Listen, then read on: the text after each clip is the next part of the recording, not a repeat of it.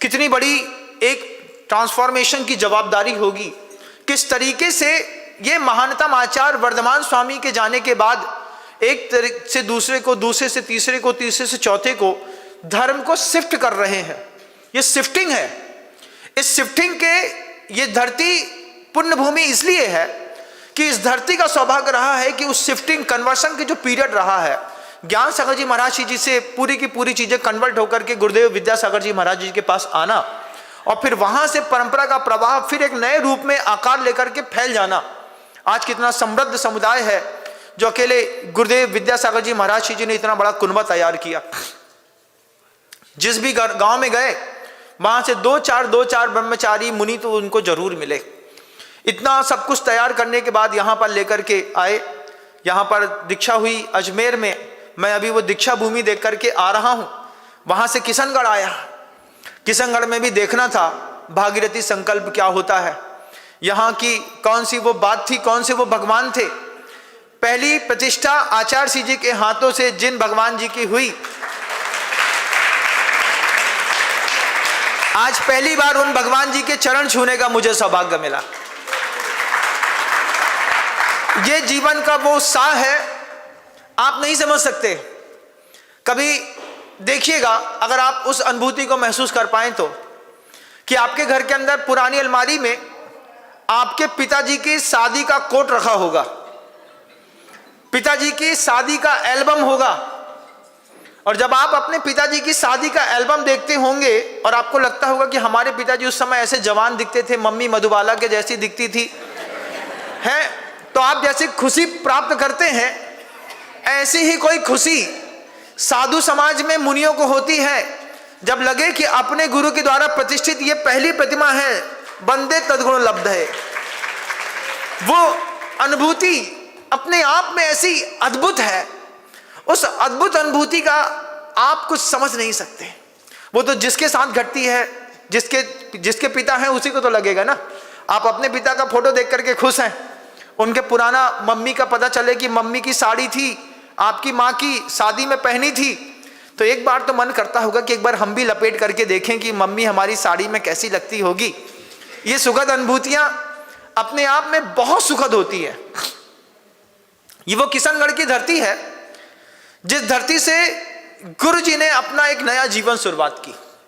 यहां से अजमेर, और अजमेर के बाद केकड़ी है, केकड़ी के बाद जितना पूरे का रास्ता, बीच रास्ते में हम आचार्य भगवंत की साधना स्थली, तपस्थलियों को देखते हुए यहाँ पर आ रहे हैं।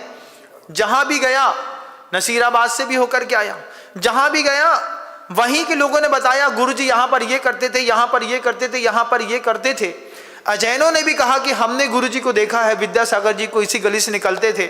अभी नसीराबाद में था तो एक अजैन बोले ये साइकिल चलाते थे यहीं पर वो। हमने कहा अच्छा गुरुजी साइकिल चलाते थे? बोले हाँ साइकिल चलाते थे और हमारे बच्चों के साथ खेलते थे।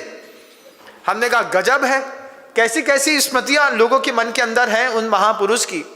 उन महापुरुषों ने जैसे धीरे धीरे सिगड़ी में आग लगती है, पहले तिनका लगाया जाता है, तिनका के बाद काड़ी लगाई जाती है, काड़ी के ऊपर पतली टहनियाँ होती हैं, फिर थोड़ी और झाड़ जंगल होते हैं, फिर थोड़ी मोटी लकड़ी होती है, बाद में उसमें बल्ली की बल्लियाँ भी डाल दी जाएं तो भभकती अग्नि में सब भस्म सात हो जाता है। 58 सालों में अपनी संयम तप की उन्होंने ऐसी कहानी लिखी कि विद्याधर से विद्यासागर से विद्यासागर न होकर के भगवान के रूप में इस धरती पर जाने लगे। आप सबको ये बातें सुनकर के कैसा लग रहा है?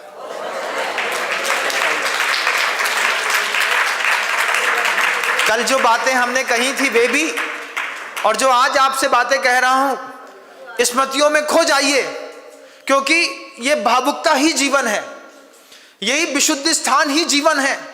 बाकी बाहर निकलने के बाद तो थारी मारी और कसाय के प्रपंच में इस गेट से बाहर निकलने के बाद जैसी आत्मा जाएगी वैसे लगेगा कि कहां मैं स्वर्ग को छोड़ करके फिर नरक में घुस गया।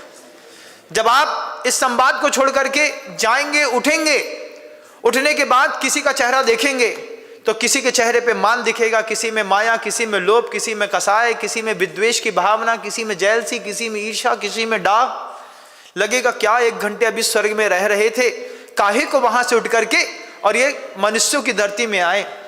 बड़े बड़े गुरुओं के इस तरीके की जीवन शैली को सुनने से क्या होता है, तो आचार्य रविशरण महाराज कहते हैं कि आचाराणाम विघातेन कुदष्टिनाम च संपदाम धर्मम ग्लानिम प्राप्ते मुच्यन्ते जिनोत्तमा विद्यादीन मुनि सत्यमान स्मृति पथे। इन शब्दों को देखिए, रविशरण आचार्य महाराज ने पद्म पुराण के पहले भाग के अंतिम सर्ग में, पहले भाग के अंतिम पद में ये बात कही है। विद्यादीन मुनि सत्यमान स्मृति पथे तावन्नृणाम कुर्वताम। किसी के दिमाग में भी अगर विद्यासागर जैसे कोई महाराज आ जाए तो तावन्नृणाम कुर्वताम, उनका कहना ही क्या। विद्यादीन मुनि सत्यमान स्मृति पथे तावन्नृणाम कुर्वताम दूरम भाव भरा नतेन मनसा मोदम परम बिब्रताम। वो दुनिया में कहीं भी है, कहीं भी है वो दुनिया में, दूर से ही उनको नमस्कार करते हैं तो यहाँ पर मन में ऐसा प्रमुदित कमल खिलता है, जैसे दूर सूरज खिलता है ऊपर तो नीचे उनको देख करके कमल खिल जाता है। ऐसे गुरुदेव कहीं भी हैं, लेकिन उनकी भाषा, उनके भाव, उनकी जीवन शैली को सुन करके जो हम अपनी शुभोपयोग को जी रहे हैं, जो हम अपनी निर्जरा स्थान बना रहे हैं, वर्धताम जिस आश्रम का गाना गा रहे हैं, कह रहे हैं कि ऐसा महामानव इस धरती पर अब दोबारा कब आएगा, किसके घर में आएगा, जब हम ऐसी भावना बहा रहे हैं। दूरम भाव भरा नतेन मनसा मोदम परम बिब्रताम पापम याति विदाम सहस्र गणने खंडश्चिरन संचितम निशेषम चरितम तु चंद्र धवलम किम श्रणवताम कुर्वते। कहते हैं कि जो जिन्होंने देखा है, जिन्होंने जिया है, जिन्होंने छुआ है, वो तो बात ही बात की है, उनको तो भाग्यशाली हैं ही। लेकिन जो लोग गुरुओं की ऐसे कथानक को सुन रहे हैं, किम श्रणवताम कुर्वते, उन सुनने वालों की जीवन की भी बड़ी बलिहारी है कि दुनिया का पाप छोड़ करके आप 1 घंटा वो भाव सुनने के लिए आ गए कि कैसे विद्याधर विद्यासागर बने, और यहां पर कम बने, बुंदेलखंड में जबरदस्त बने। मैं सोचता था कि आचार्य श्री जी का प्रभाव राजस्थान में कम, मध्य प्रदेश में ज्यादा है, लेकिन यहां आकर के देखा कि सूरज का प्रभाव पूरी दुनिया में सबसे ज्यादा है। सूरज हर जगह एक जैसा चमकता है, हर जगह एक जैसी भावना रहती है। कितने लोगों ने गुरुजी से पूछा कि आपके इतने सातिशय पुण्य और इसकी प्रभावना का राज क्या है।